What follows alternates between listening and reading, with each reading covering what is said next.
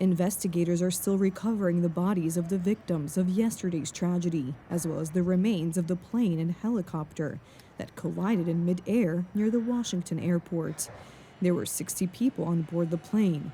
Today we learned that a 41-year-old Polish woman and her 12-year-old daughter, a talented ice skater, were on board. The New York Times information shocked the American public. It turns out that on the fateful night, a single air traffic controller handled both helicopter and airplane traffic, something usually split between two people. The National Transportation Safety Board announced Thursday that investigators have recovered the cockpit voice recorder and flight data recorder from the American Airlines plane. The devices have already been sent to laboratories for analysis. While several government agencies are investigating the causes of the tragedy, U.S. President Donald Trump is hinting at possible circumstances and negligence that may have led to it. Airliner coming in, American Airlines, he was doing everything right. He was on track. He was the same track as everybody else that came in. It's probably the same track as they've had for 25 years or more. He's coming in the path.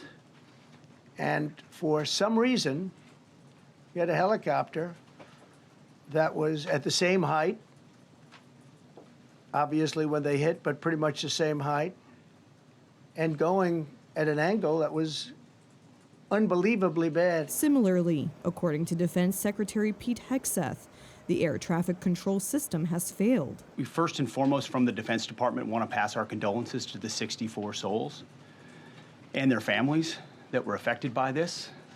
Never should happen. And certainly the three service members, the three soldiers, a young captain, staff sergeant, and CW2, Chief Warrant Officer, on a routine annual retraining of night flights on a standard corridor for a continuity of government mission. The military does dangerous things. It does routine things on the regular basis. Tragically, last night, a mistake was made. And I think the president is right. There was some sort of an elevation issue that we have immediately begun investigating at the DoD and Army level.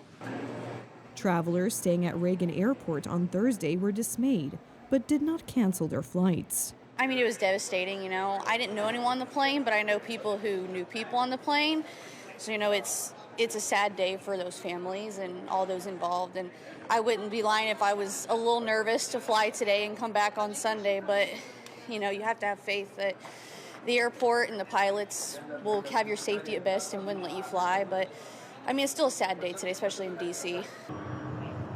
National Transportation Safety Board Chairwoman Jennifer Homendy assured that the investigation will be conducted quickly and efficiently. We are all here because this is an all-hands on-deck event.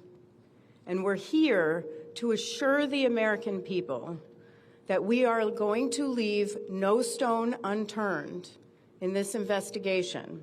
We are going to conduct a thorough investigation of this entire tragedy, looking at the facts. Aviation experts around the world are wondering how such a fatal accident could have happened. Military aircraft can do training exercises anytime during the day. They can operate in and out of civilian airports as well. In fact, around the country, we would have major airports that are both joint military and civilian. So they can do that. But my overarching question is, you know, and it's hard to know, what was the helicopter pilot thinking? The American Airlines jet was on final approach to runway 33. They're in the landing configuration, which means they have all their lights on, including landing lights. It's a clear night. How can you not see the plane? Cell phone footage from the plane's window after takeoff from Washington National Airport on January 23rd shows two helicopters flying past the plane. There are many such recordings. We're going to have to look at these routes. Are these routes really the right way to operate out of this area? Do we need to change these routes? Do we need to change the procedures in and out of this area? And I suspect it's going to change pretty quick.